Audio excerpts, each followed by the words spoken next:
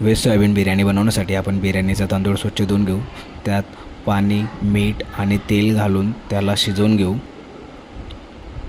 भाज्या दाखवल्याप्रमाणे बारीक चिरून घेऊ. कढईमध्ये तेलमध्ये कांदा टाकून त्याला फ्राय करून घेऊ. कांदा फ्राय झाल्यानंतर त्याला काढून घेऊ.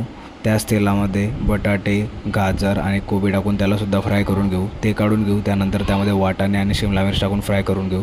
फ्राय केलेल्या भाज्या बाउलमध्ये घेऊन त्याला मॅरिनेट करण्यासाठी तळलेला कांदा, दही, कोथिंबीर, लाल तिखट, हळद, धने पावडर आणि बिर्याणी मसाला टाकून ते मिक्स करून घेऊ. कुकर घेऊ.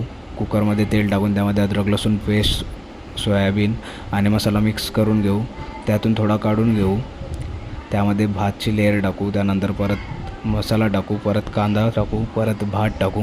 त्यावरती पुदिना टाकू. परत तळलेला कांदा, हळदीचं पाणी आणि कोथिंबीर टाकून थोडं तूप टाकून ते झाकून घेऊ. थोड्या वेळानंतर झाकण काढून घेऊ आणि मस्तपैकी मिक्स करून आपली बिर्याणी तयार आहे.